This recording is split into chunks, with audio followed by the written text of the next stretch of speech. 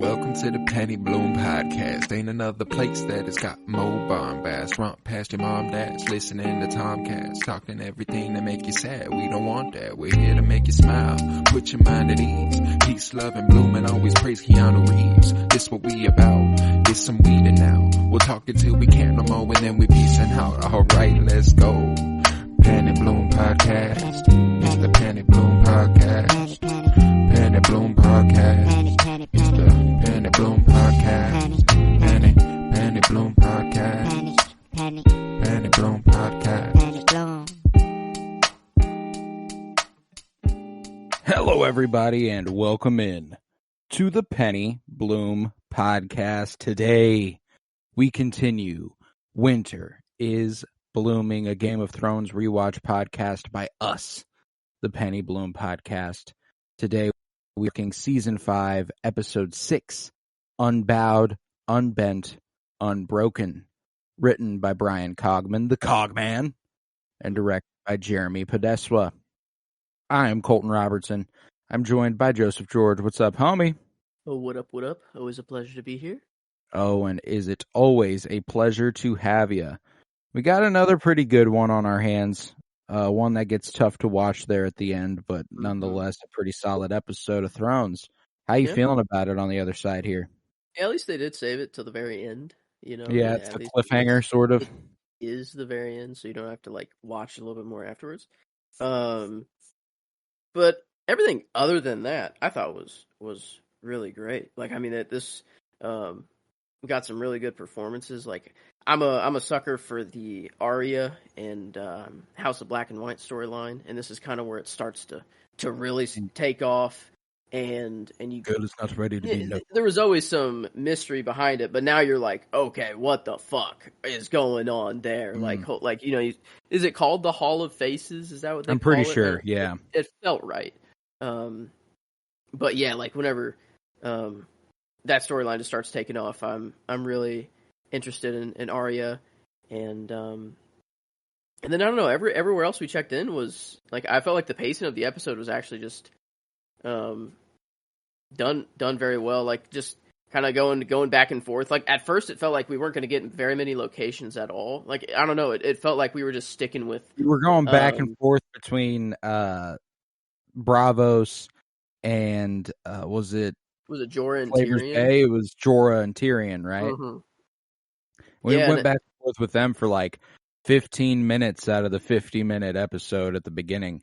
Yeah, I don't know why. And then, like, it just felt like we were spending a whole lot of time with them, and then it was nice just to kind of going just back and forth between them for a little bit, and then we get the, you know, more storylines get thrown in there, and I don't know, it's we're getting like, it's just really cool to see like a lot of the connecting storylines that are happening. Like Littlefinger's back in King's Landing, you know, talking about all the stuff that's been going on up in the north.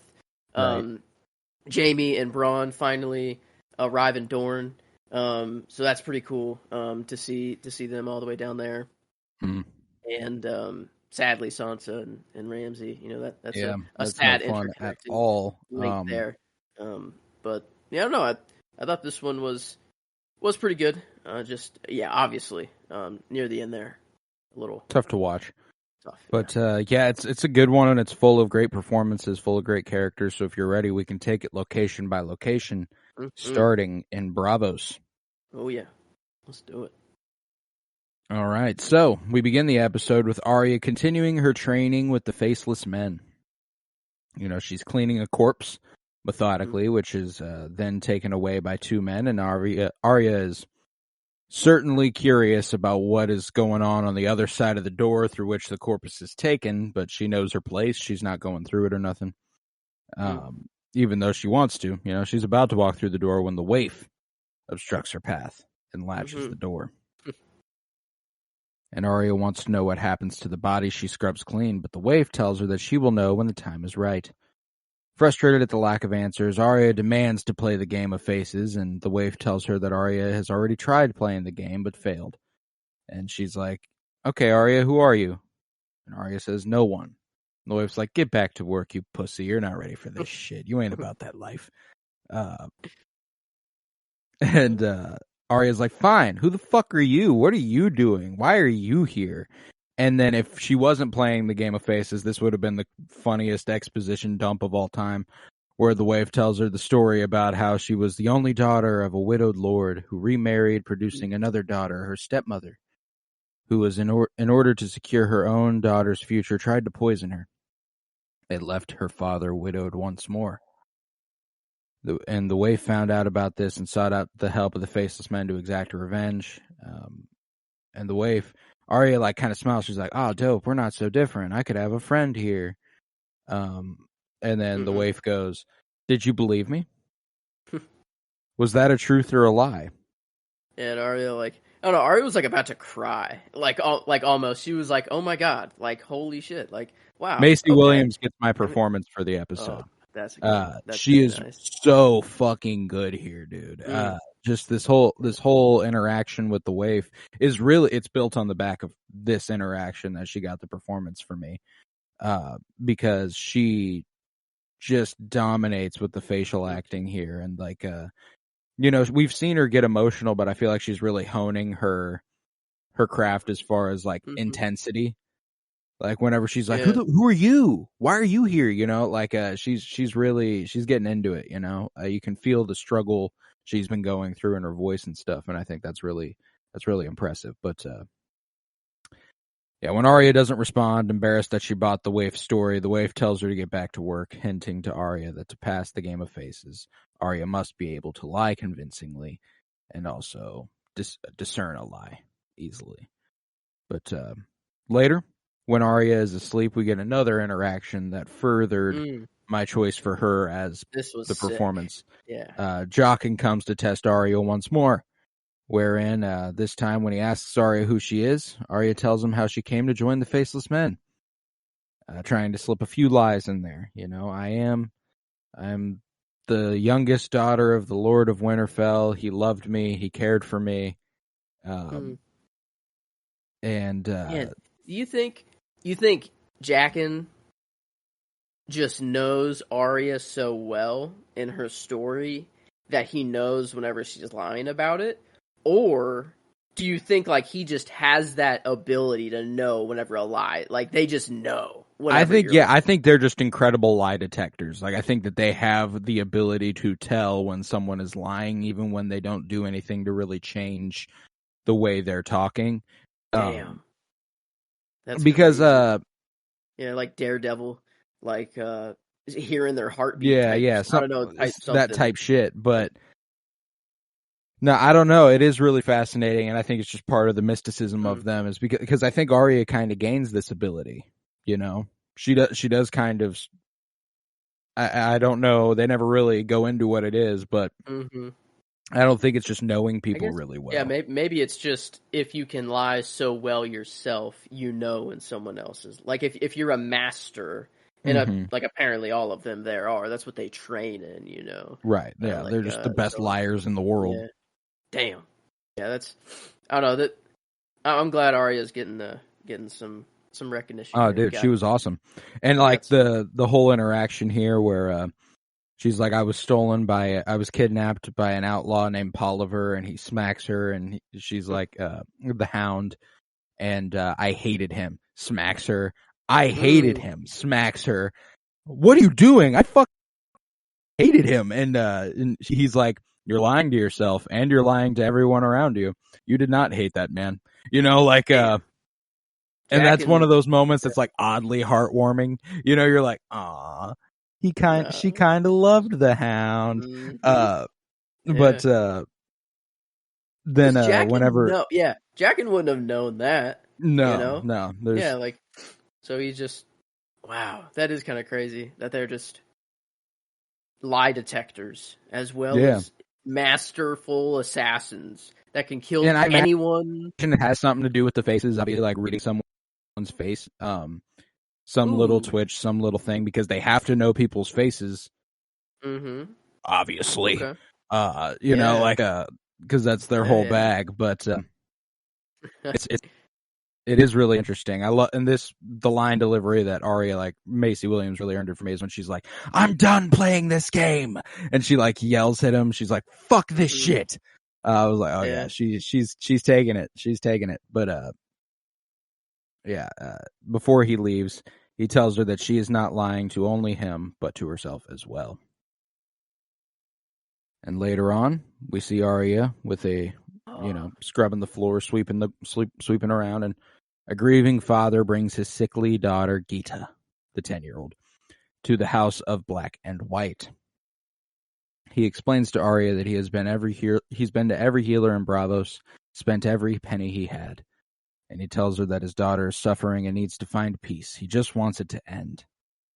And Arya sits beside the girl. And it's funny because you can tell that, like, she's kind of, like, this is normally a situation where she'd be like, let me go grab my manager. You know what I'm saying? But, like, she's going to go ahead and take the reins on this one. Yeah, this is definitely probably pretty above her pay grade right now.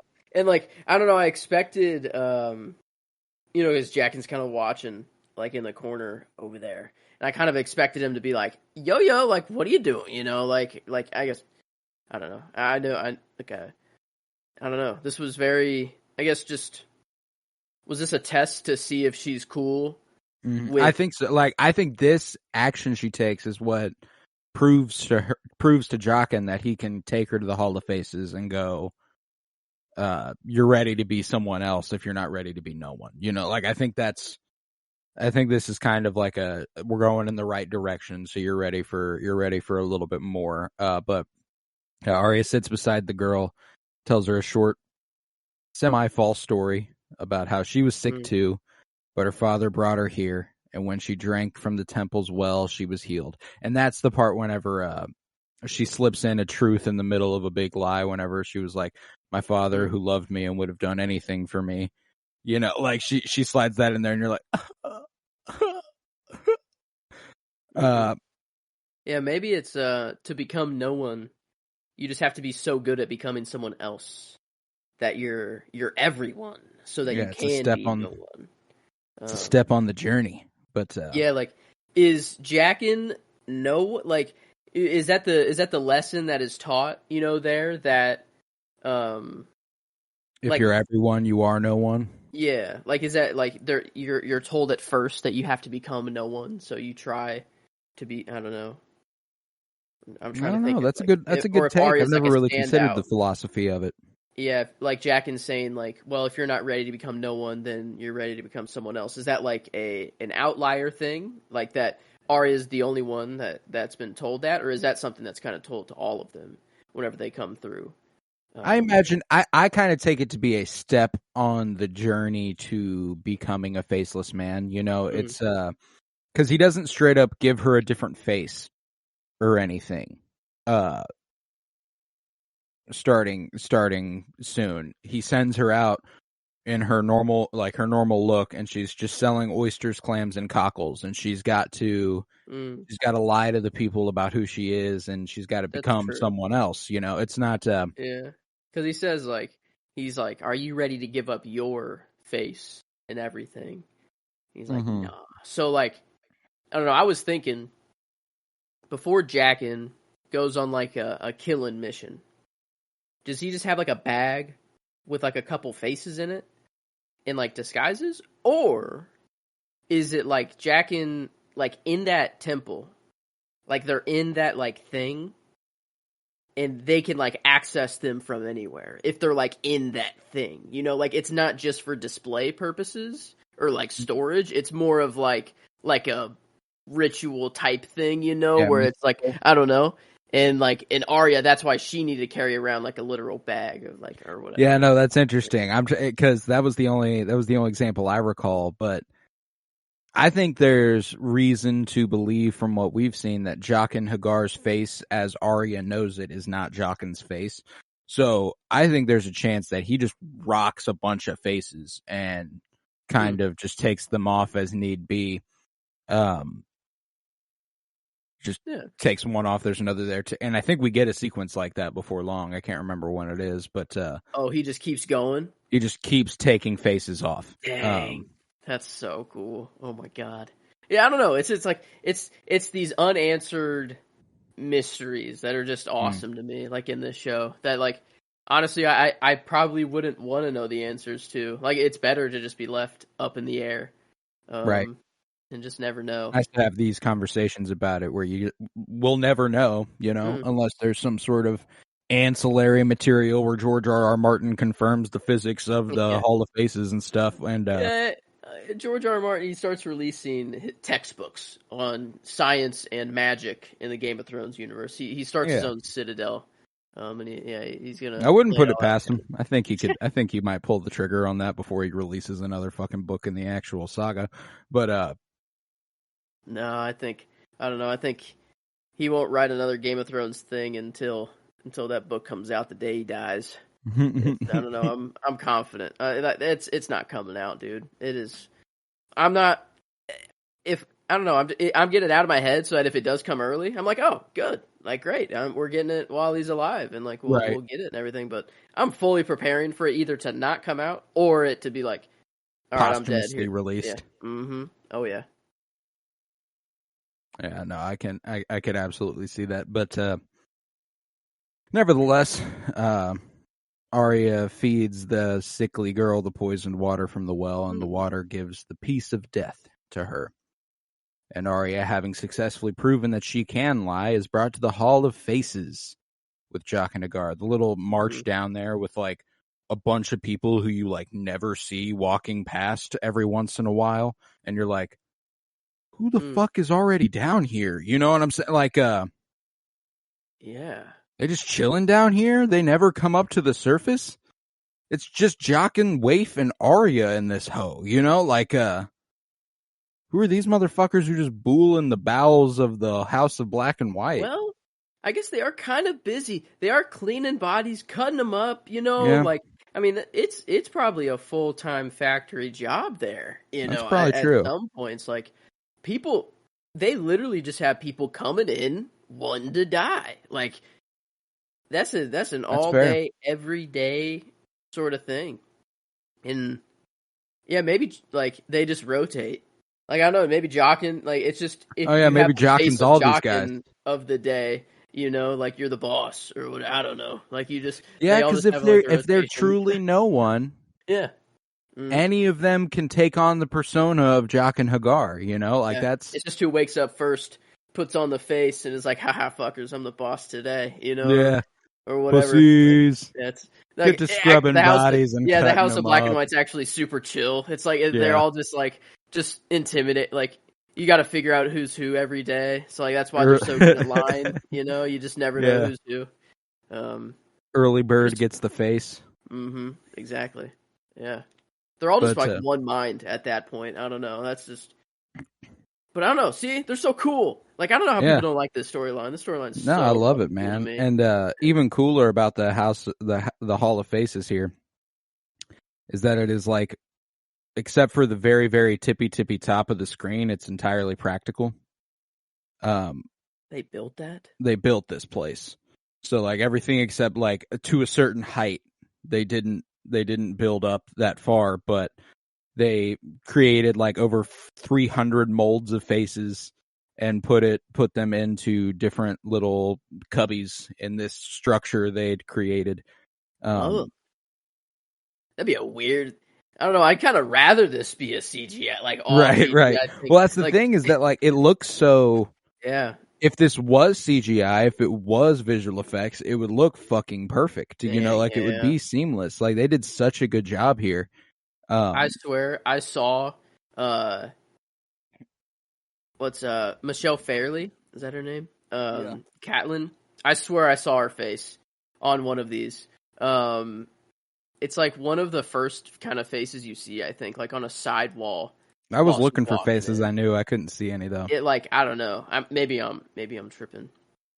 But like, it makes sense that they did that just as like little Easter eggs more than like they have Catelyn Stark's face, who's dead, or whatever. I guess if it's a face mold, is this like of real? Are they all real people? Like in real I think so. life? Yeah. Like in real life, they just went up to people, got a face, like a mold of their face, and then I think probably crew members. Yeah. Hey guys, how would you like to be in the show? Oh, finally, I get to be an extra or like whatever. No, we're just gonna take a mold of your face and put it up on a wall. Yeah. Basically, so you're dead canonically. Actually, well, I don't know. I guess better than nothing, than not being in the show at all. You could be like, "Yep, that's my face up in up at the very very top row, third to the right. That's me." They actually CGI'd mine in. Yeah, you're not even one of the real ones. You're just one of the right. CGI ones at the very very top. Damn. It's all the faces had been taken from the corpses that the acolytes wash in the temple, and the faceless man then asks Arya if she is ready to give up who she is to become no one. And after a moment of silence, he then states that she is not ready to become no one, but that she is ready to become someone else. Yeah, and passed over it, but the this Hall of Faces reveal was my scene, because it just really started to kick off this storyline into what I really like, and opens up just the mystery wide open.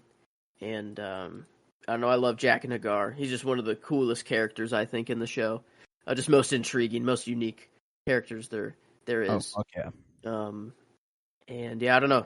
Knowing that they actually built that too is pretty cool. Knowing that's largely practical. Well, I guess maybe not largely, because it did go pretty high up. I'm imagining they didn't like. I don't know how like, high they took it, but they took it. I wonder. Yeah, I mean, they built some pretty crazy sets. So like, I wouldn't put. like House of the Dragon, the fucking Heron Hall. Like the opening sequence, they built the throne room, and then like the height of it is just not like the stuff you see on the ground and right behind the people standing there is there. They built that, but they can't build 50 fucking feet high, you know? Yeah. Man. Okay. But yeah, no, I'm a sucker for this storyline.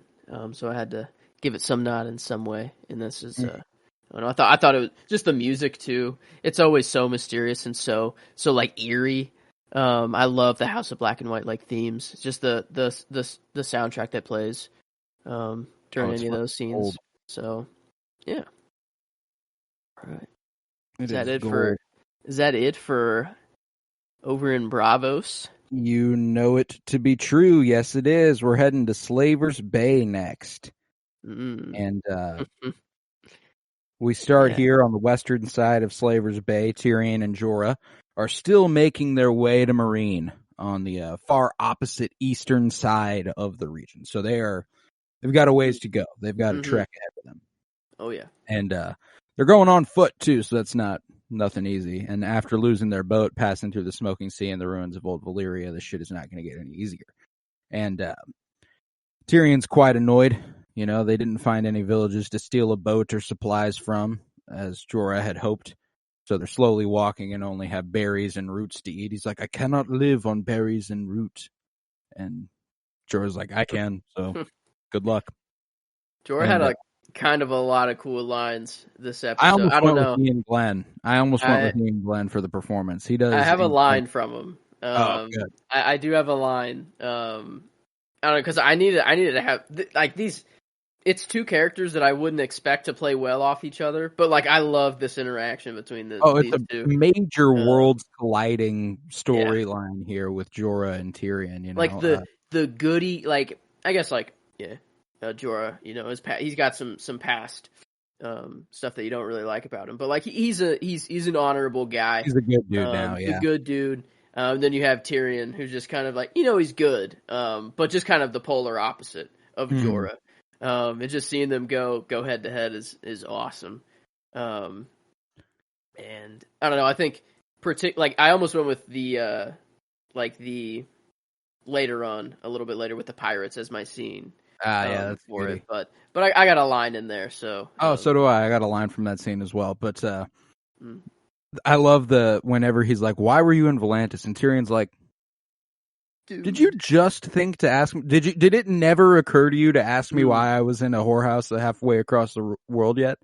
And Tyrion, he's surprised he didn't ask earlier, and he explains that he actually fled from Westeros because he killed his dad.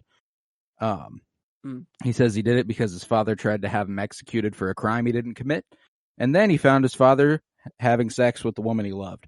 So, and Jorah's like, yeah, yep. Yeah, Jorah was like, damn. And then just kind of like he was like, oh shit, dude. Okay. You know what?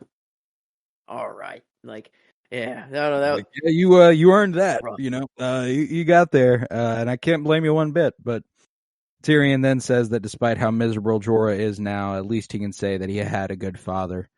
And Jorah asks how he could have known his father, and Tyrion explains that he visited the Wall once and met him.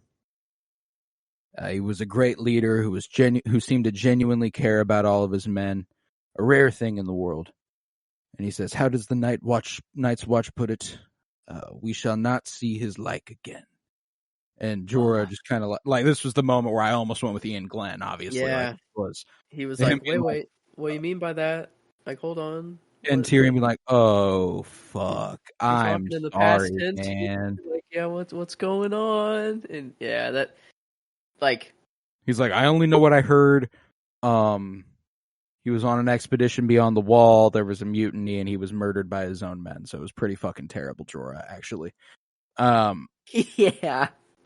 Like, oh, man. Like, I don't know. Make up something else. Like, I mean, like, if he included the details that, like, these were some fucked up Castle Black members that, like, wanted to be just like crap. I don't know. Like, he just kind of threw it in there as, like, yeah, your dad, Lord Commander. His own people hated him and fucking killed him, dude. I don't think he knows all that, I guess that's true, yeah. But what a way to put, like, I guess, yeah, he just broke the news. Like, he's got it, I don't know. I guess no other way to really put it. That's just what he knows. But, man, yeah, that was rough to see Jorah kind of take that in and, like, realize that. And he's just really like, all right. Like, Ian Glenn did fantastic. Yeah. I think it's always really fascinating to see the actors in the show work with someone new, Like, they always kind of have your group in this show that you work with, and you have scenes with them, and you don't really have a lot of scenes with anyone else, because everyone's so secluded in their own parts of the world as they've set it up. And so it kind of feels like whenever they get a chance to act off someone else, they kind of up their game a little bit, because they're, they've they don't, I don't want to say that they fall into like it being easy or anything, but you get comfortable with the person you're acting opposite, and you just kind of, it becomes more natural. And this one, I feel like he had to kind of heighten his game to act opposite Peter Dinklage, especially since at this point Peter Dinklage is pretty well renowned as like the best actor on this show. Yeah. So like coming into this season being like, oh, I'm gonna act off him for a lot of my scenes. I gotta really step it up, and I think Ian Glenn is doing a good job. At least I'm coming from how I would approach anything as anyone working on something. Like, it's just, you're working with someone who's really good at something. You try to up your game to be really good at it as well. Yeah. And that would be nerve-wracking to because like he's alone with him. I guess they do have pirates that show up, but like as far as like character-wise, like that's it. You're like, he's up there with him by himself. That's one-on-one. Yeah, that'd be intimidating. But he did a great job. Like, Ian Glenn. I don't know, this was a very strongly performed episode. Like, for sure. Now I'm talking through it, but yeah, I'm sad to see. Jorah was just like, all right, well, got to keep moving. Like he's like, well, all right, didn't expect to hear that today, or like, oh yeah, man, that's a day ruiner right there. Let's go ahead and keep moving. Man. Dude, and like Tyrion was like, yeah, I killed my dad. He was fucking the girl I loved. Also, your dad's dead, killed by his own people that he loved. All right, we're both. Let's just fucking go. Let's just go. Fuck. God damn it, man.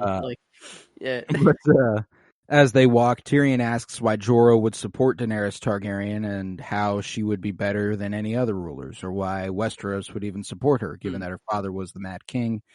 And, she's never stepped foot in Westeros in her adult life. What doesn't make sense for her to rule Westeros? The Targaryens have a notorious reputation for being insane. And Jorah explains that he never used to believe in things like destiny and was also a cynic like Tyrion was, or is. But after seeing Daenerys emerge from the flames unharmed with 3 baby dragons, he believes in her now. And after hearing the songs of baby dragons, it is hard to be a cynic ever again. I And Tyrion's like, I don't know, man. That doesn't mean she's going to be a good queen, but... True. I think they both have very solid points here. Oh, yeah.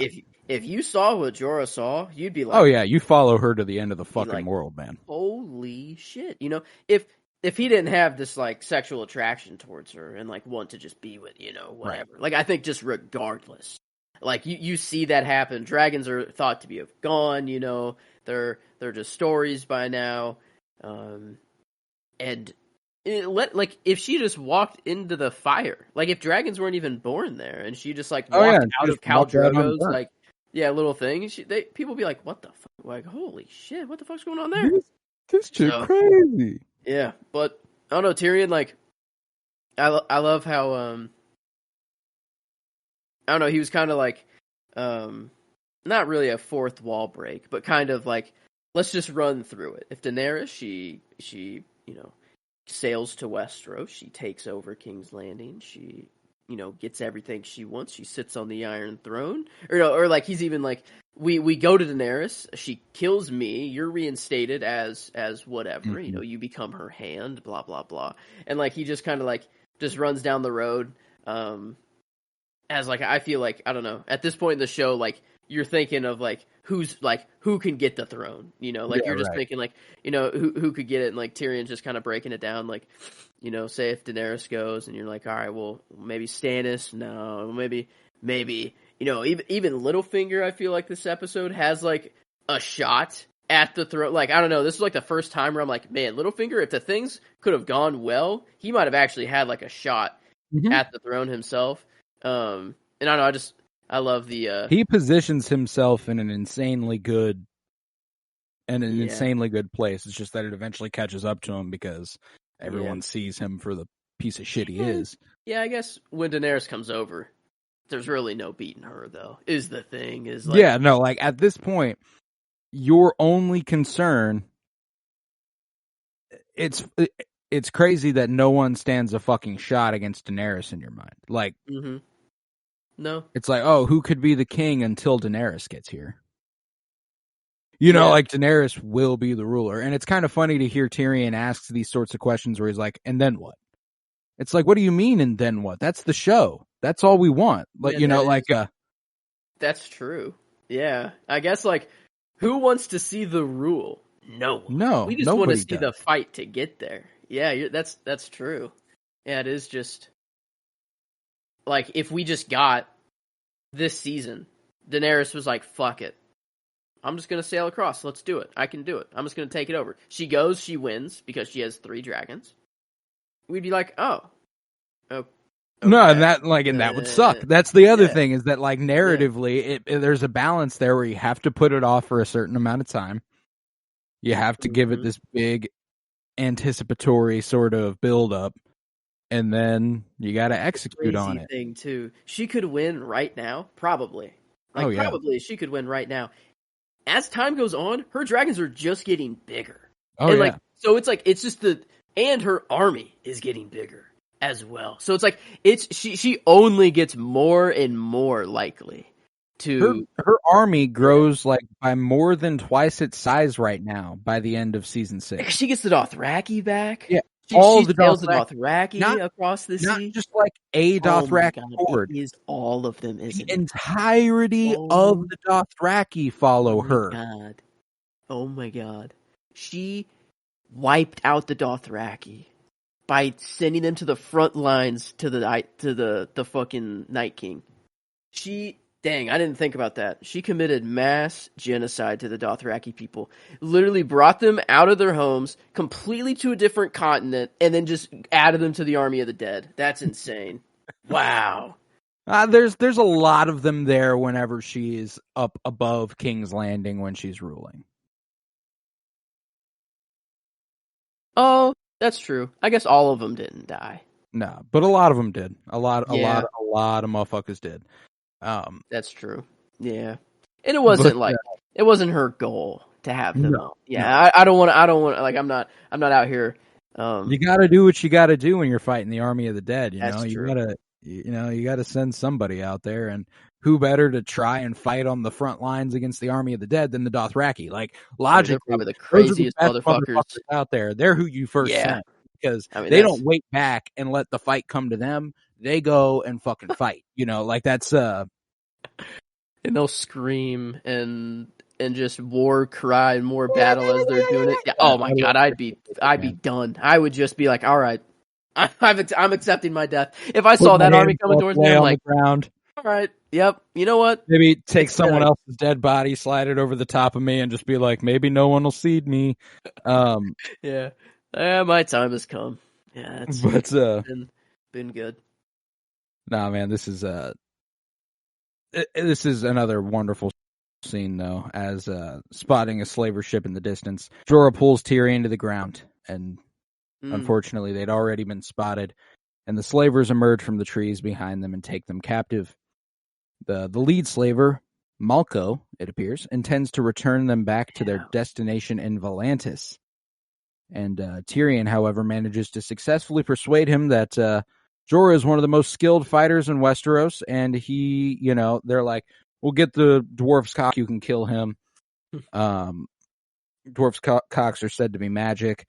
And he's like, how are you going to convince him it's a dwarf's cock? He's got to see the dwarf, and he's like, it'll be a dwarf-sized cock. He goes, guess again. Guess again. Almost the line. Almost the line of the episode. That was my line. It was actually like almost immediately after when Malco's standing in the back and he's like wiping down his blade and he's like, the dwarf lives until we find a cock merchant. That's my line. I fucking love it. I don't know how you deliver that line with a straight face.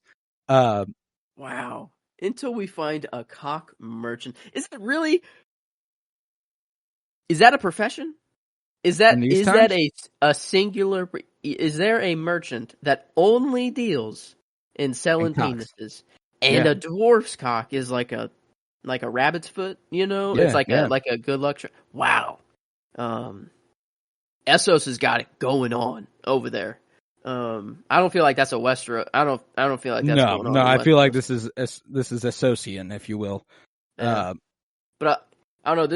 This almost got the scene because I loved how, like, Tyrion, he's like a salesman. Like, I don't know, he knows how to sell himself and everything. He doesn't even use the Lannister name because he knows he can't, or else doesn't mean shit. Yeah, puts him in more danger, if anything. If like, okay, now we're gonna sell you, or they want him even more. He does try, and he's trying to sell Jorah. He's doing a pretty good job. But they're like, kind of whatever. Like, I forgot. Yeah, he was in a bunch of battles. Yeah, jousting. Yeah, and that's where my line comes from. Is this guy's like, okay, whatever. This dude's a castle fighter. Like, he doesn't know how to really fight. And George goes, I killed a Dothraki blood rider in single combat. And the dude just looks at him. He's like, liar. Like, I think he walks up and he's like, you fucking lie. Like, you're lying. Like, no way. He's like, no shot. And he's like, his name was Kuotho. No. He served under Khal Drogo. Yeah.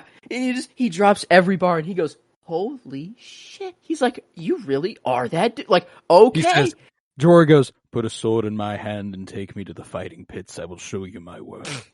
And a layer that I didn't really think about before is, I wonder if Jorah would be okay with this, like going to the fighting pits, whatever, before. But now he knows, like, having grayscale, that his time is, like, kind of coming up. Like, maybe, like, this is his, like, last hurrah, like, sort of thing. Like this is how his name, or he can go out. Like, I don't know, like, it's kind of, like, he'd be okay with this sort of thing. And I guess he is getting, he is in a shitty situation. He has to take what he has, here. He's not really calling the shots right now. But I feel like this is, it's a step closer to Daenerys, and like Daenerys opened the fighting pits, so like, and the Volantis is closer to Meereen, so like, I think they're not okay with being captured and taken there. They'd much rather just be on their own doing their thing. But I feel like Jorah actually kind of would fuck with this. Like, he'd be like, yeah, I'm gonna die anyways. This is kind of a sick way to go. If I am gonna go. I also think it's Jorah going like, hey, bruh, if y'all are doing shit like, if there are more people doing what you are doing and taking folks to the fighting pits, I'm gonna beat all of them. That's true. Yeah. I guess. Oh, true. If he can beat a Dothrak. Oh, yeah. Yeah, like Who are they if y'all are just going around finding people and sending them to the fighting pits, he's just that confident. I can beat anybody you put there. I think is kind of I think he's confident, but you're also right. Like there is that like, I don't have much time left anyway. If this is the quickest route back, this is the route I'm going to take. There's another layer here that's also really interesting, where it shows that Daenerys's plan is already not working. Yeah. That's free men are not fighting in the fighting pits. It is still people being kidnapped and sent to the fighting pits. Dang. Yeah, I didn't think about that. Yeah, it's... Man. I don't know. My parents just got back from a cruise. They saw the Colosseum. And, like, I don't know, it's just I guess I'm a dude, so I think about the Roman Empire every day anyways. But more recently. And that's, like, I was just watching this show and, like, talking about fighting pits. And, like, it's crazy to watch the show and be like, yeah, they're fighting pits. And, like, Jorah's going to go there and whatever. It's a fantasy world. But, like, that was a real fucking thing. People gathered. Like in the biggest stadium in the world at the time to just watch people kill each other. Nah, man. Live. And what's crazy is like when you're watching the show, the stuff that's not dragons and magic and faceless men. Yeah, that happened. There's a lot of the shit that happened in the show. It happened in real life. Like if you go back far enough, one of your ancestors probably held a sword and fought on a battle. Like, on a battlefield, like, with a sword. Like, if you go back far enough, probably. Like, unless you come from, like, a long line of farmers that just didn't involve in anything. I don't know. But I feel like if you go back far enough, there's someone in your lineage that has killed another human being with a sword, and survived a battle with a sword. That's pretty fucking sick. It's pretty gnarly. It's pretty gnarly. Yeah. And now I'm here in 2020. I feel like I need to like honor my ancestry somehow. I don't know how I can do that anymore. There's no sword battles that I can find anywhere in the world today. But I don't know. You could probably LARP. We could LARP.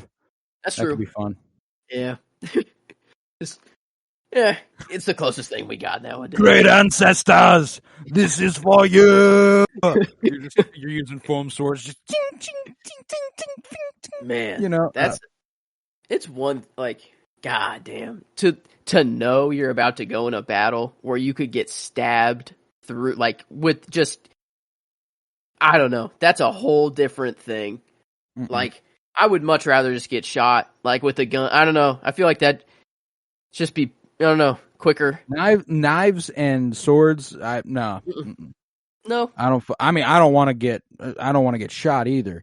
But I mean, stabbed. I got a real tough time with knives, man.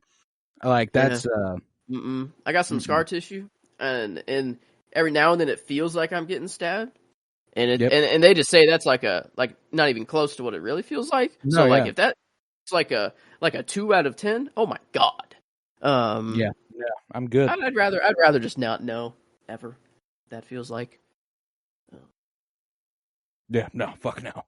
I'm good. I'm good off all that.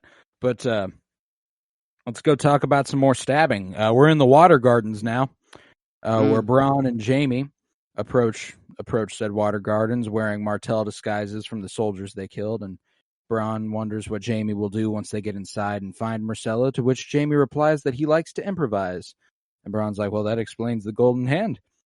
I also cannot wait for next episode because Bronn sings the rest of the Dornishman's wife, the end of the song that he was talking about, and it actually goes fucking nuts. And I kind of forgot how it went nuts because I remember the first time I watched this, the next day after I watched this show, or watched the next episode, I walked around school singing it the entire day.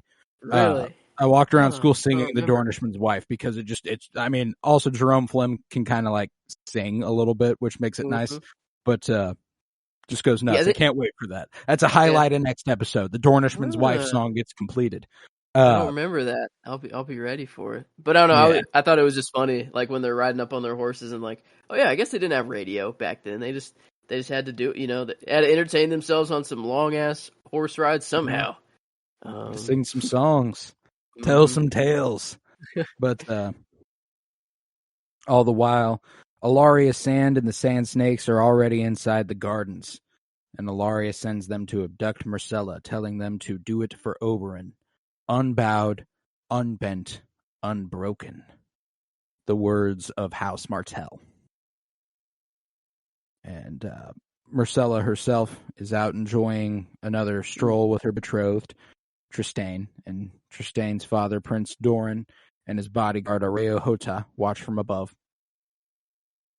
Prince Doran was almost a character for this one. Just he just seems like a sweet guy. I love the Martells, Doran being like, they look lovely together. They're a lovely couple.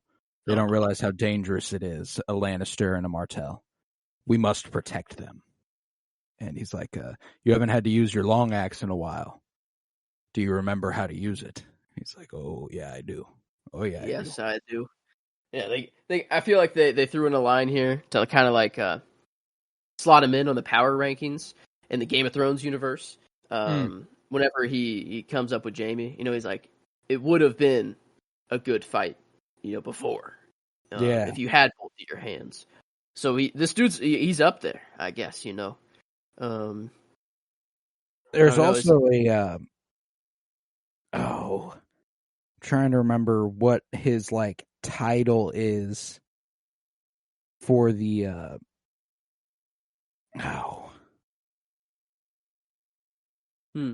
I can't remember. Regardless, there's a line later on in the show that I believe Dario says where he's learned how to fight in the style of this person and this faction, like talking about Dothraki, Unsullied, and then whatever this guy is, he drops that in too. So, and I can't remember what that name is, but like, so like they're considered some of the greatest fighters in the world. I can't remember exactly what the term is for it, and I looked through his little fandom thing and I couldn't find it there either, which kind of blows. But yeah, regardless, leads to a pretty kick ass interaction here. Norvoshi, that's what it is. Yeah, I saw that. Yeah, it's his culture. I don't know, that was the only thing I saw that could have maybe been it. But yeah, I don't know, that weapon, I don't know, like that's like it's like a spear and an axe, like kind of at the same time, like the Viper like was crazy with that, like that was pretty deadly, but this thing just feels, I don't know, like do we see him fuck with it like does he ever actually like fight somebody? No, I'm pretty sure he gets snuck up on and stabbed. Damn. That sucks. Yeah. But yeah, the way he wields that thing and puts it to like Jaime's throat, gnarly.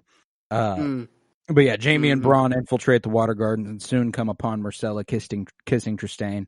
And Jaime's like, Marcella. And Marcella like turns and is like, Uncle Jaime. Like they're so oblivious to everything happening, Marcella and Trystane. They're like, we're in love. We're going to be married. Let's do this thing. The timing on all of this is insane. Oh, it's wonderful. For them to be like, yeah, we're going to get married tomorrow. And then for the Sand Snakes? Sand Snakes. I knew that sounded wrong. Sun Spear is, I think, the location.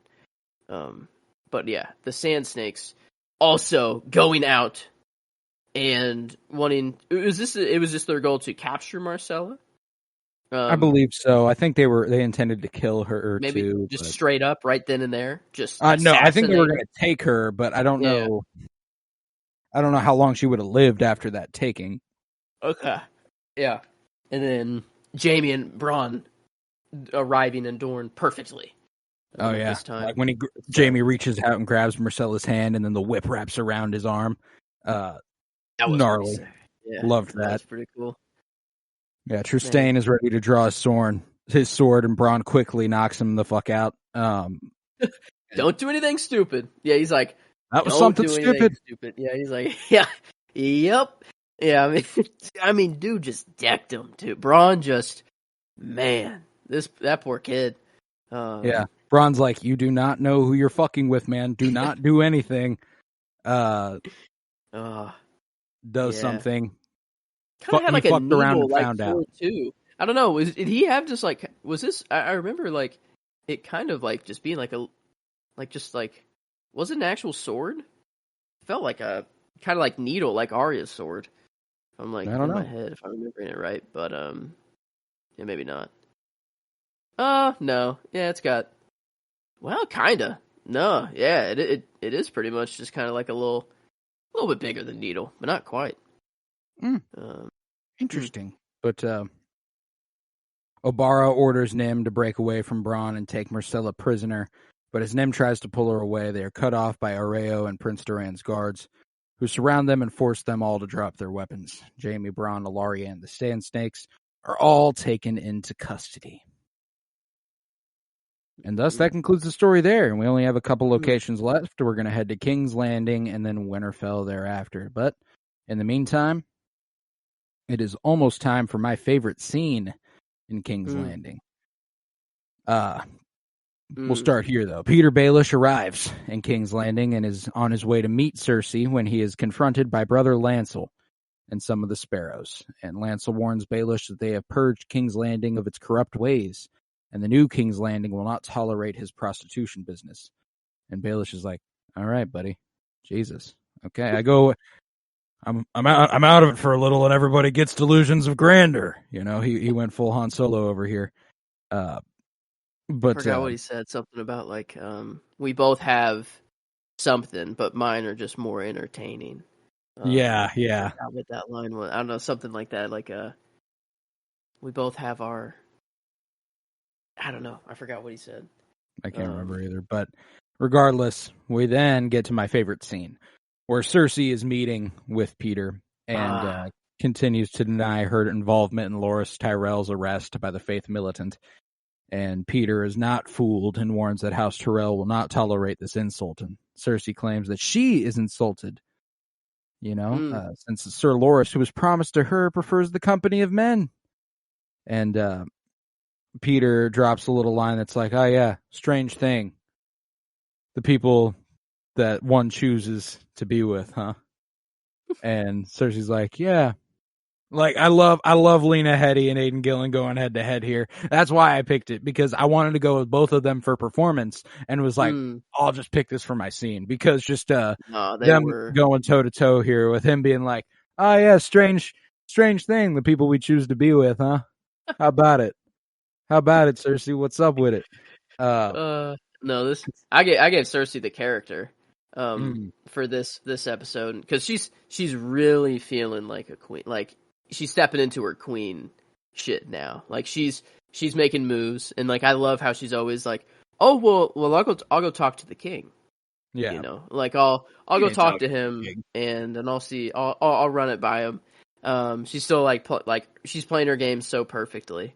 Yep, right now, and like, her spinning the arrest of Loras as like, no, I am the insulted party here. Yeah. Like, how could you think it's insulting to them? No, that I'm the one who's actually wronged here, and this is a great thing. And then, like, I don't know if this was all planned, from the very start, how like it turned into like the trial and everything, or if Cersei just happened to be like, well, shit, this is going pretty fucking well. Like, I mean, I couldn't have really asked for this to go any more her way, but like, she's playing her chess game now. Like, she's pulling her strings, and yeah, Cersei, I don't know, she's coming into her own, so that's why I went with her for the character this episode.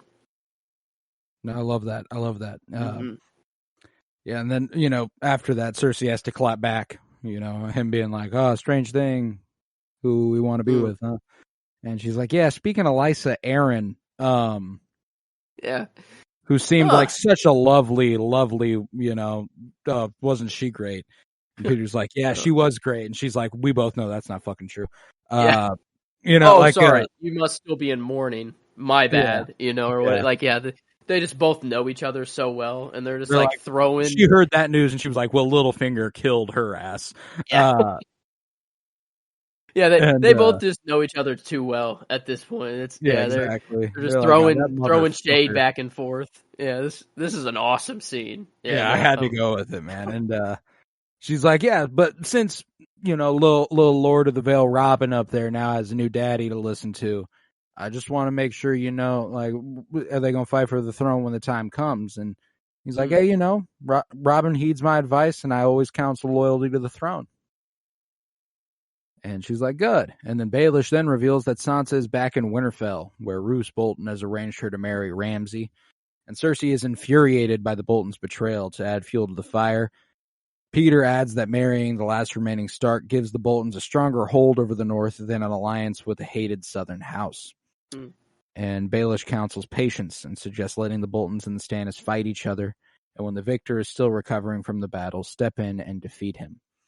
And he suggests that Cersei's uncle Kevin Lannister muster a force or have Jaime Lannister lead an army to the north. And Cersei's like, Kevin couldn't do some shit like that, and Jaime's on a sensitive diplomatic mission. Peter proposes then that the soldiers of the Vale could fight instead, but Cersei is unsure of Baelish's ability to lead an army. He's like, I'm not sure you're a military commander, motherfucker. And Peter's like, I live to serve. Come on now. You're not risking anything on your end. You're not risking any of your gold, none of your soldiers. Yeah, we'll go out there. We'll do some fighting. And she's like, good, okay, sure. He's like, but I'm going to need to be named Warden of the North if things go right. And, Lena Cersei, perked up there. She was like, oh, wait a minute. This I love the little eyebrow raise she does. Yeah, okay. You're playing your game too. I see. Okay, I see you, Littlefinger. But then, I think at the same time, she's like, ooh, I can, this is a good alliance. This is a great alliance to be in the early stages of. I think. And it's even funnier considering Olenna comes in later and gives her shit about how Tywin was willing to work with enemies, and she's seemingly not, or work with rivals for the betterment.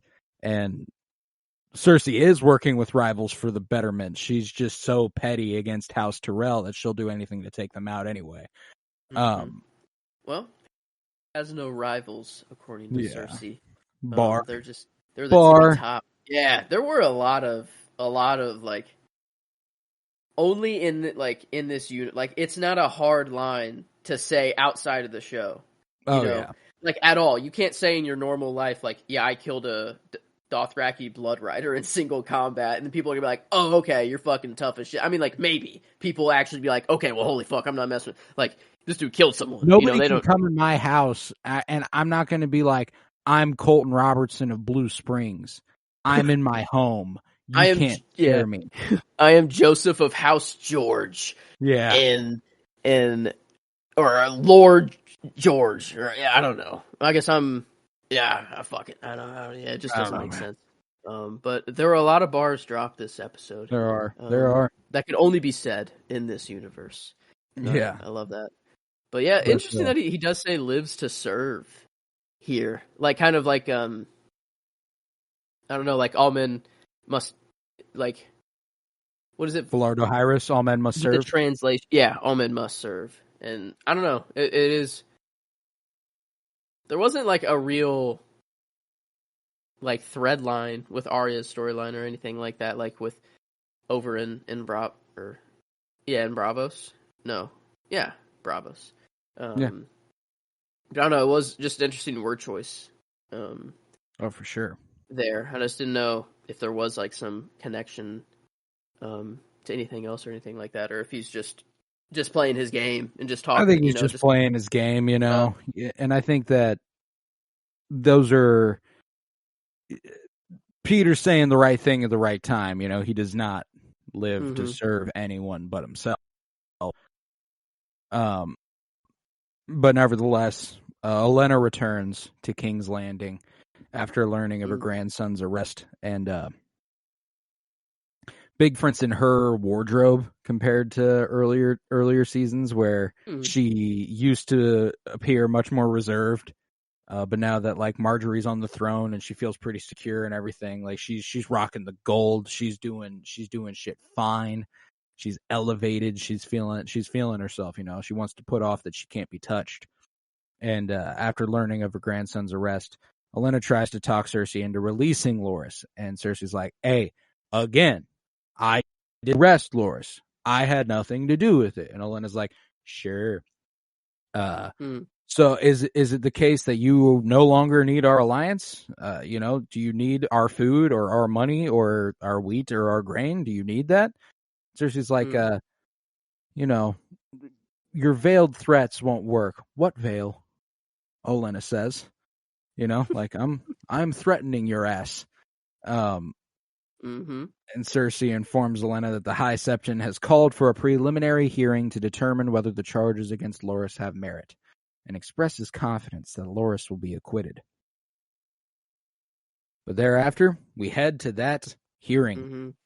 The High Sparrow interrogates Loras first, who denies the accusations against him in their entirety. He then questions Marjorie, calls her to the stand, who also denies any knowledge of it. And everyone's like, "Oh, this is going pretty well. This looks like they might actually get away with it. Cool. But then the High Sparrow calls in Oliver. This is the last time we ever see Oliver. We never see Oliver again. The High Sparrow. What's that? Probably killed him. I mean, he just admitted to having relations with another man, True. And I guess I don't know if that's punishable by death, but they're not the nicest people. No, I mean, they went into a brothel and killed a couple of dudes who were fucking each other. Just what? Like, Oliver, like, working for Littlefinger. Like, is this a plant? Like, was this planned in any way? I don't think so. Like, Littlefinger, I don't think so either. I think Oliver is I think he cut a deal. I think he's protecting himself, more than anything.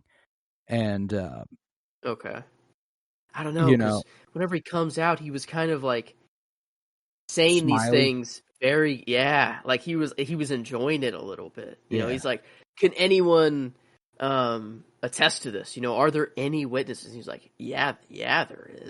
Queen Marjorie. Like, I don't know. He was like, "Fuck it. Like, I get to slam dunk on these people." I don't know. Like, he was enjoying it.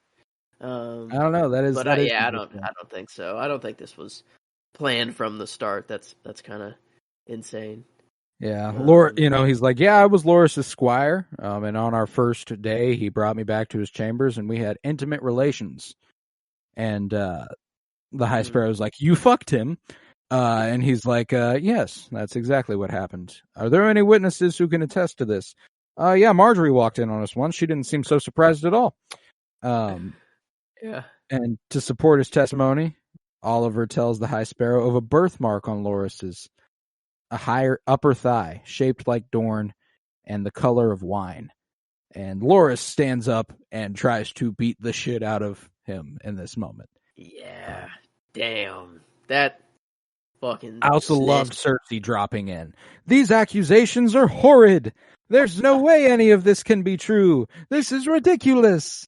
Yeah, it's just going perfectly, all according... everything going her way. I mean, she had to have known that, like, Loras would have gotten arrested. Maybe she didn't tell the High Sparrow to, like, specifically go arrest him. But she was like, well, everyone knows. No, yeah, I mean, like, whenever she appointed him and armed the Faith Militant, she was like, there are those among us who are protected by wealth and all this, who are sinners. And then it cuts to Loras getting arrested, so she definitely got Loras arrested, like it's not, Yeah, this is just her way to get out of the marriage. And just another strike against Yeah, I think don't more know. than anything, I don't think they were going to get married anyway anymore. I think You it's think just you Marjorie was going to go down too? Like, do you think like that was a cherry on top. Whenever he goes, she saw us. She goes, "Oh fuck yeah!" Like she's like, "Oh my god!" I thought we were just putting Loris away. I thought we were just getting the Tyrells real hurt. We took away the heir to their whole thing, and now the Queen's going away. Okay. Damn. Yeah, I'm the Queen. What? What? It's like, well, the way she's like, Tommen, and Tommen's like, I don't know, sorry, honey. He's can't do anything. He doesn't know what the fuck to do. Yeah, he's that kid, man. He's not built for this. He's just there. He's just there, man. This poor kid getting pulled in 1,000 different directions. Ultimately, it'll just be like, I don't know, the gods, Leave it to the gods. I don't know. I don't want to do this shit anymore. You guys take it over. What does he do all day, every day? What does he do? He's walking around King's Landing, going up to random people and going, "Got any games?" That's Yeah, probably it. Yeah, he doesn't. I don't know. Yeah, you guys ever play Candyland? Oh, poor Tom. Who has an Xbox? Man, yeah. Well, how long is it until? Season 6, episode 9. He goes through this for another season and a half. Or season 6, episode 10. Is that when the step goes?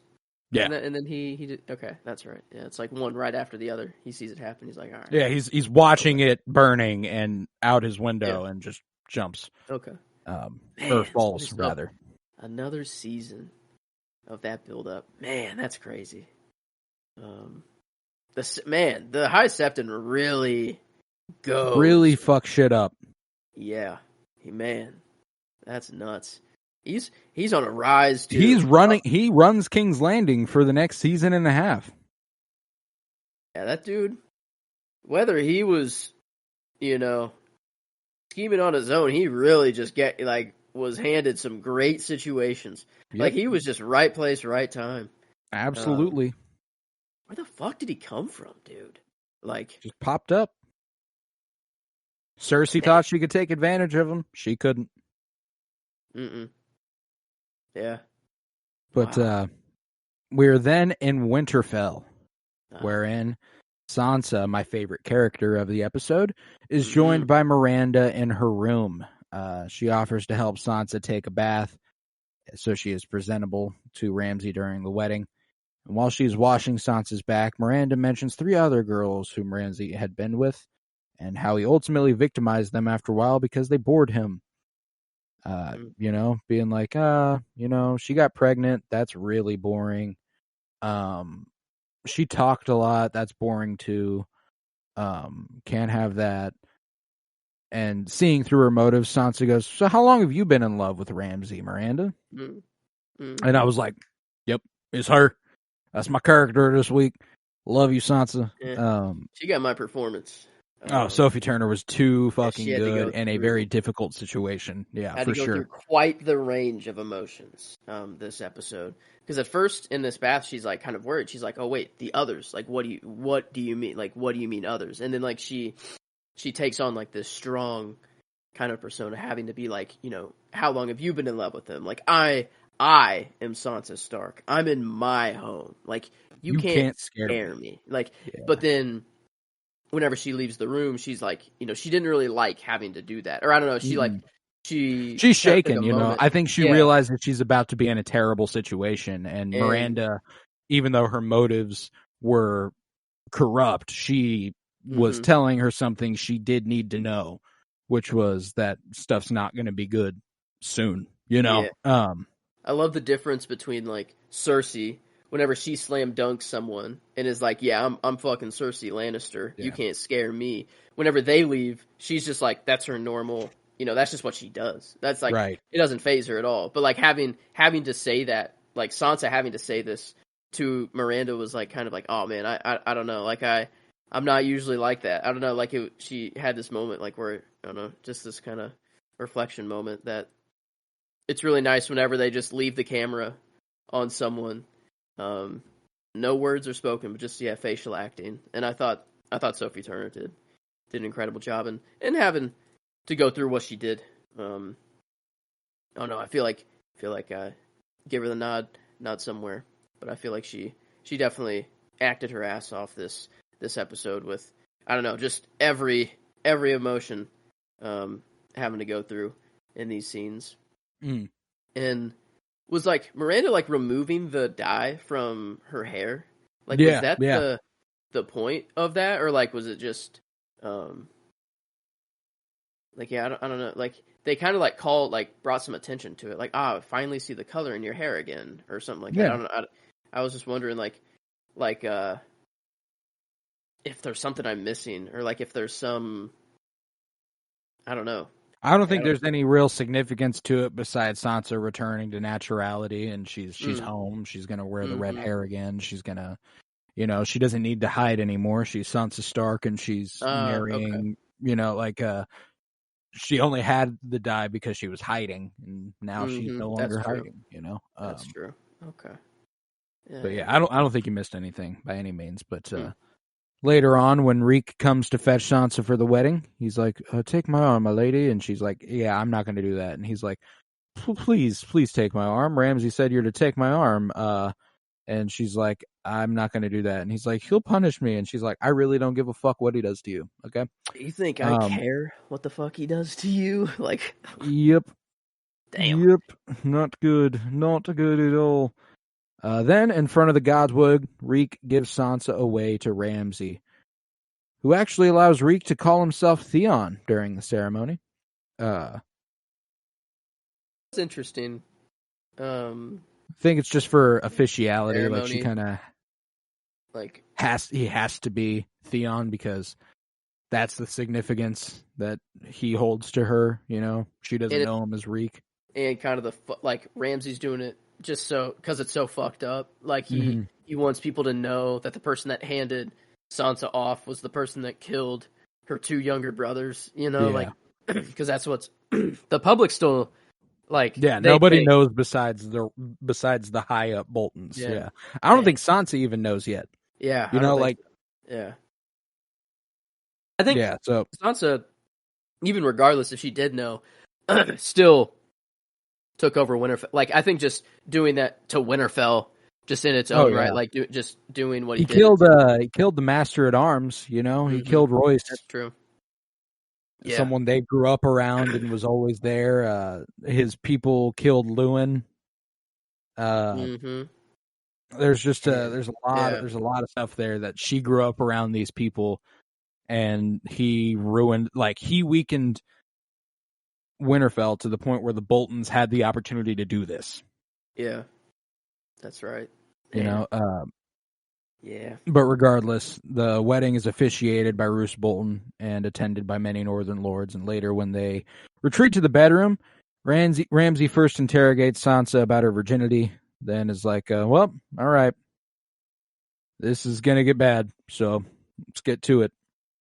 Annoyed by Sansa's hesitancy, Ramsay angrily rips open her dress, tells Reek to stick around for the show. And trigger warning, Ramsay rapes her, forcibly consummating the marriage. So, and wonderful. Even though, it is just an uncomfortable moment and everything, I still think it's handled better than, the Jaime and Cersei moment that happened. I would say, yeah. Was it episode 2 of this season, or was it last? 4. Yeah, I was going to say, that was probably 4. Last season. They at least they didn't, keep the camera on, what was going on. It was just mainly on Alfie Allen's face. Yeah. Just seeing it. So you really just hear it, which is already uncomfortable enough. It's whatever. But at least they didn't really need to show everything that happened, and I guess I was trying to think of because obviously what they're trying to do is just portray the idea that Ramsay is a piece of shit. Like this, like that's what you want to get out of this. And I was thinking of like what's another way that this could be done, you know, not doing this. And I don't know. I mean, this is it's it's like very quick. You know, it's like, okay, obviously, yeah, now we're going to hate this dude. Like it's like it is a no gray area. Like it's just like, yep, nope, this dude just sucks. Like this dude fucking blows and he's evil. But I was wondering if, I don't know, just a different way that it could have been done. No, I think that as far as portraying something that was absolutely heinous in the books and adapting it to a character we really care about with a character we really, really already despise, I don't think, like, it's not something I want to watch. It's not something I want to see happen, but if there's no other way to... I mean, like, they got married. They're going to consummate their marriage. That's true. Yeah, Ramsay's not. I don't think Sansa's down. You know, like it's. Yeah, like Ramsay is not going to be like Tyrion. You know, like Ramsay's not gonna think twice about that. So I guess like for the characters, it does make sense. It's not like they're just including this because they wanted to in D&D or just, you know, on their crazy shit. Or whatever. No, yeah, and I don't think Sansa's like.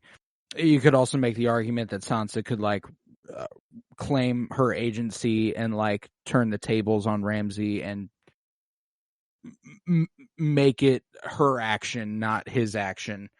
But like she's never had sex before. This is not something she wants to happen. You know, like it's just if this is gonna happen, this is how it's gonna happen, and that fucking sucks. One thing that I think they handle this well, I don't think they handle how they reference it later on well. You know, there's how's it referenced? There's just a few things later on where they kind of imply that this moment like gives her strength and like she's strong because this happened. You know, like the stuff you've been through, it's made you who you are and it's made you strong, and it's like to a degree, but this is not why she's strong, you know, like, like, so I think it's a complicated thing to handle. I get what they're trying to say. You know, I get what you're trying to say, but you're not, don't say that at all, you know, just say you've been through shit and you've come out the other side. Yeah, she was strong before. Like, she's strong to survive any of it. It should have been said as like, you were like you've been through it and you came out the other side, so you that shows how strong you are. You know, instead of being like, this made you strong. You know, this forged you into the person you are today. No, I don't think that's how that works. But I mean, like compared to other sexual assault scenes, even within the show, this is it's one of the ones you hate the most because it's the character you hate the most and a girl that's so innocent and has been through hell, and you're like, this is terrible to watch. But like compared to like The Sopranos, they have a pretty graphic sexual assault scene in that show that's like the absolute worst thing I've ever watched on screen. Like I will never watch that scene again anytime I watch The Sopranos. Like to the point where I'm like, don't know. Season, man, I still need to watch that show. Season 5, I think maybe is I completed. Maybe I'm either on season 5 or completed season 5. I feel. Yeah, I remember the name of the episode. Pretty sure it's called Employee of the Month. I can't remember. I can't remember if it's season 5. If that seems like it's ringing a bell. It looks like I completed season 5 by the looks of it. Yeah. It's season 3, actually. It's halfway through season 3. Okay. If you don't remember it, you blocked it out. That's all. Wow. Yeah. I don't remember it at all. That's good. Ooh, okay. It's bad. But yeah, this. Yeah, spoiler for The Sopranos. If you haven't watched The Sopranos, skip forward 30 seconds. It's Dr. Melfi in the parking lot in the parking garage. Oh. like on the Okay. stairwell. Yeah, like it's really graphic. It's really bad. Okay. But yeah, I 30 seconds ticking away. But yeah, so like True. I do think that relatively compared to things like that, and compared to like Khal Drogo and Dany's first interaction, and compared to Jaime and Cersei, this is handled relatively well. Yeah. Yeah, I don't know. It is a just a It's weird just something thing. you never want to see, like Yeah. I think that they victimized women so much on this show that it's just kind of hard to look past, and it's not a fun It's a weird kind of time. like back and forth. It's like it is a fantasy show, so you don't have to do all that sort of thing. Right. But then you could also say that like you're showing how bad it did used to be. Like, Yeah. like sort of thing. And like but yeah, I don't know. I think this is it definitely I think there's certainly a way to handle it like in a different way. Like what if we cut to after and she's just crying? That's what I was gonna. Yeah, like what if we do not portray it as portray any bit of this at all, and you just imply that it happened? There's no real. I don't think you gain anything from this besides a raw emotionality that is hard to watch. Yeah. Yeah. Yeah, I guess it could. Yeah, just popping in after, like just Yep. saying like they're going to go consummate the marriage. You just see Sansa be like very very nervous walking into the room, and then like she like Yeah, and then blacks him out, being like, and "Reek, then you cuts stay," to- and then cut to after. You don't need to. We don't Mhm. need to. I don't need to hear the screams of a woman who is being sexually assaulted. Yeah. I don't need to see it, and hearing it doesn't make it better. You know what I'm saying? Like, that doesn't make it Yeah. like, oh well, at least they handled it like this. It's like it's also pretty bad. Because like storytelling wise, I completely get that there's not a lot. You're not getting around this in any way. It's not in character for Sansa to take on the agency and attack this situation with a vivacity that she hasn't portrayed. Like it's just. Mhm. Yeah. But I think there's definitely better ways to handle it, and even so, it's comparatively better handled than other things in the show. So it just kind of shows how poorly they've handled stuff like this in the past. The good news is I don't think we have another one of these. That's good. I don't think there's another sexual assault scene that we have to look out for. Now we just eventually we'll get this guy dying. I can't wait to see this dude die now. That I don't know. That's like a good thing to know that's it's just a big coming. plus. Some Just Quentin fed the Tarantino dogs, type though. shit. I don't know. Like I feel like could have been worse for him. Could have been flayed. Could have been something. I don't know. I don't know. You get the dogs, little right? drop in from Miranda in this one where it's like, you ever seen what happens to a person when they let the dogs at them? That's true. Like have you seen what that does? You know what?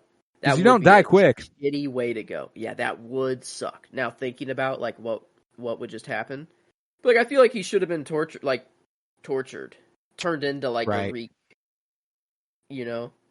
Have him call himself Reek.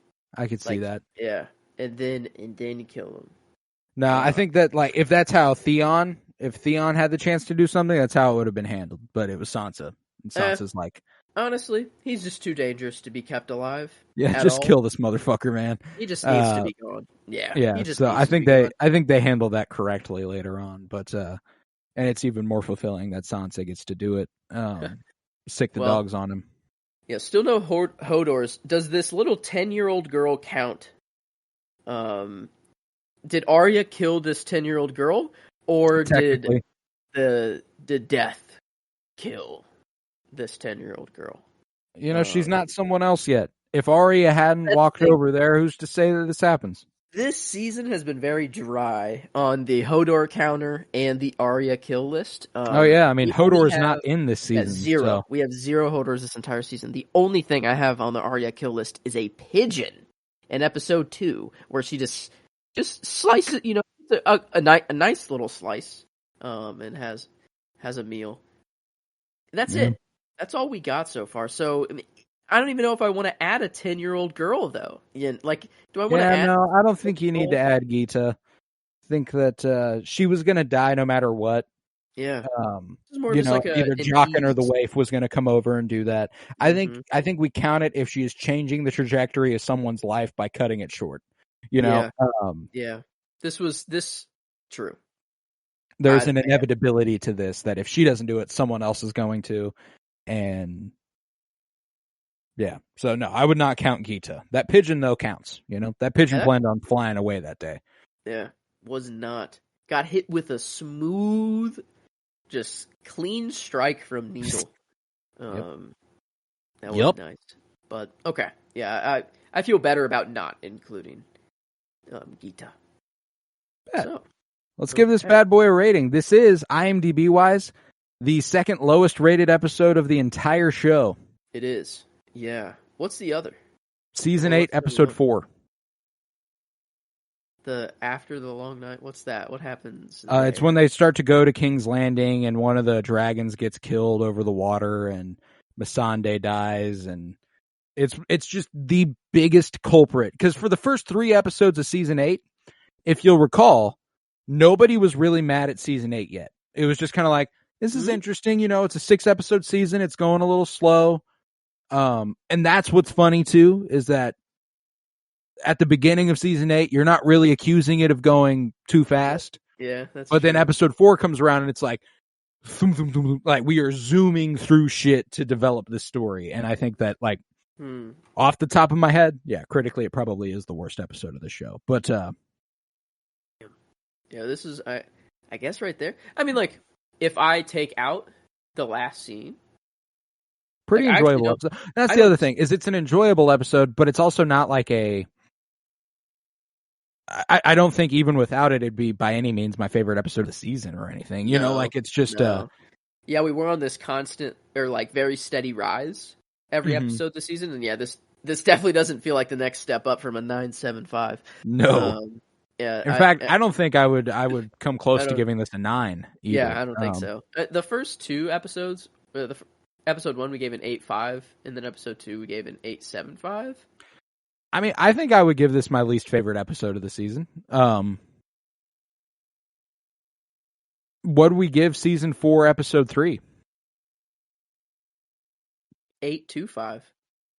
I say we give this an 8. I think I liked this even less. I think that there's I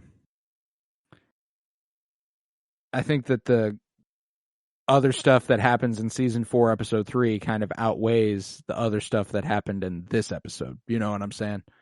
Yeah. Like the conversations and stuff were cool, but there wasn't really anything that really... No, I mean, I enjoyed it. I enjoy it like I enjoy Game of Thrones. It was a solid episode of Thrones. It's just you add in a violent sexual assault at the end, and it's going to affect my enjoyment of the episode. It's That'll just do the way things go. That will do it. Okay, so an 8 there. Is that what we were? Yeah. Okay, I agree. And that's crazy that like 8's like the lower bar. Yeah, right. It's like the lower end of. I think that might be the lowest. I think we've given 7.75s. Oh, okay, a 7. Lord Snow, season 1, episode 3.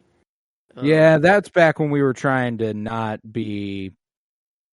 we've gotten into the flow of things. That would probably not be a 7 now if we went back and watched it. We'd probably be like, the scale now, that would probably be like an 8.5.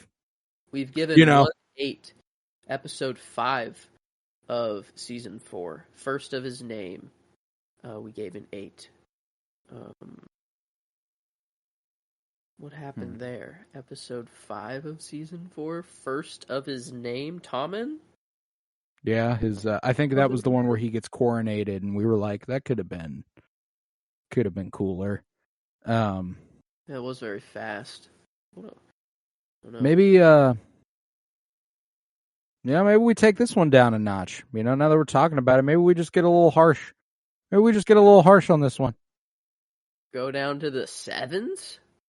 Let's see. I First could of see his it being name. a 7.75. I could punish it pretty badly for the end there. I don't like it by any means. It's not a scene I want to watch. In fact, Yeah. I watched it sped up. Oh, okay. Yeah, this 8. There's actually some pretty good scenes in this. Ooh. Okay, wait a minute.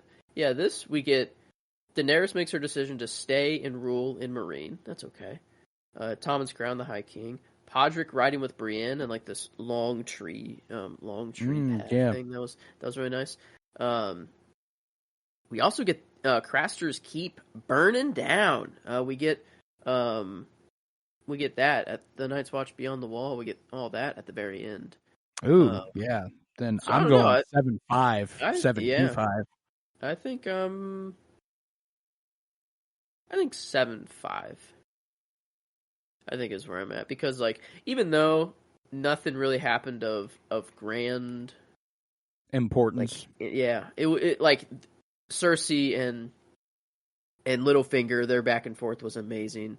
Jorah and Tyrion are really good to watch. There's a lot to like, and I think that punishing it for that ending is fair. So I think that you can 7.5 is good.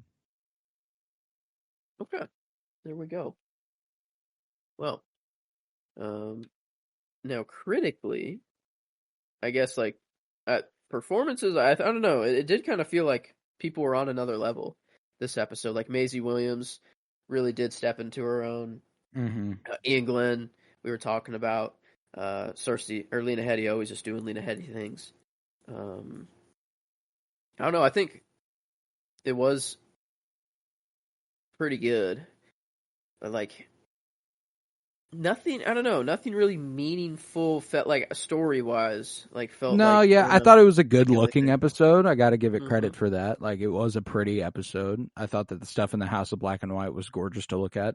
Even the wedding ceremony for Sansa was very, very pretty. That's true. Again, Jorah and Tyrion being photographed on the water over in Essos was very, very good looking. I love the way that room that the like Cersei wrapping of the hands in the wedding. Is that like not a thing? Is that like do the Boltons just do it differently like in their wedding ceremonies, or did we just not see that part happen? Yeah, I don't know. But I don't know. I feel like that's just like the Game of Thrones. I don't know. But you're right. That was a very pretty.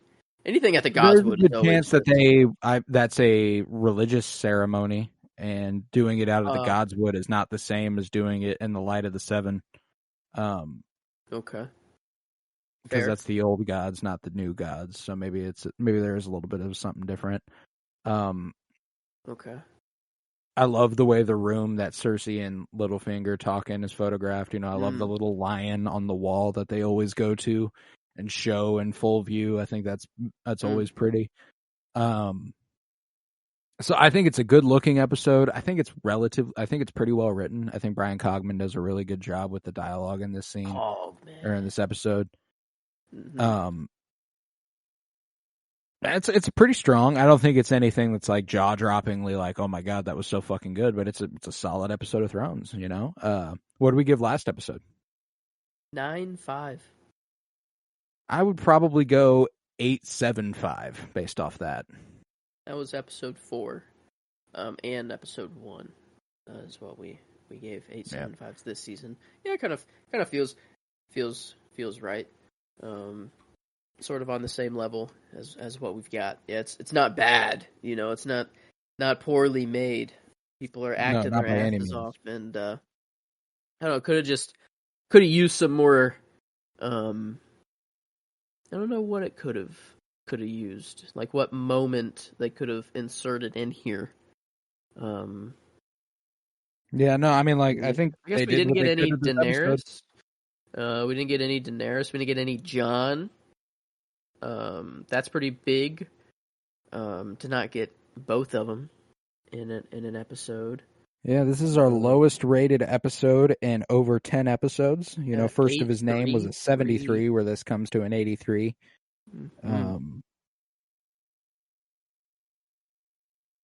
Interesting. Yeah, not terrible, but could have used a little more. It's certainly in the lower tier of our episodes, like it's a bottom 10 so far of the 46 now. But yeah, pretty solid. Could have been better. But with that, we will conclude this episode of Winter is Blooming, and we will not be back for a couple weeks on Winter is Blooming as the Wes Anderson shorts come out this week. And we got a couple of them covered on Friday and a couple more of them covered next Monday. So I'm looking forward to that. But we will be back for Winter is Blooming, Season 5, Episode 7 in 2 weeks' time, a couple Mondays from now. And I cannot wait for that. Or get into the hot part of the season. The end of this one is strong. Very, very excited. Head to patreon.com/PennyBloomPod where you'll find over 50 hours of exclusive content, including all sorts of book reviews, comic book reviews, movie reviews, and the like. We are semi-regularly talking Ahsoka on that over there, which has been a lot of fun. For $3 a month, you can support this podcast financially, which is huge because it costs me money and I don't make any off of it unless it's over there. Head to Twitter, follow at PennyBloomPod, follow on Instagram at PennyBloomPodcast. Remember to leave a 5-star rate and review wherever you might be listening and to continue downloading episodes. Been on a slow streak of a couple of days, nothing too crazy, but bring it back for me, Give me a few more downloads. I love that shit. Let's see. Remember to stand in solidarity with SAG-AFTRA as the WGA strikes have been resolved, which is wonderful, but the fight is not over. The actors need to get paid, and they need to be able to protect their likeness. And these studios, as I think the WGA signing finally agreeing to a deal that they feel very confident in and prideful of is a good sign. I think that the studios are probably going to wait a few more, maybe a couple months before they give SAG-AFTRA a deal, because they're hoping that they'll wait them out, that the actors will be less stringent than the writers were, and I'm hoping that's not the case. I think that the actors should hold out for what they deserve. So SAG-AFTRA strong, stick up for them. Yeah. With that, remember to return this Wednesday for our top 100 final part, the top 10. And like I said, Wes Anderson this Friday, and then we kick off the Martin Scorsese Director's Spotlight next week. Already. Feels like it snuck up on us really, really fast, and I'm very excited for that. All in anticipation of Killers of the Flower Moon, and I cannot wait for a 3.5-hour movie theater experience on that one. Going to be wild. But yeah, I was Colton Robertson. I was joined by Joseph George. Thank you very much, homie. Oh, thank you for having me. It's always a pleasure to be here. Oh, and it's always a pleasure to have you. And remember, peace, love, and bloom. And the dwarf lives until we find a cock merchant.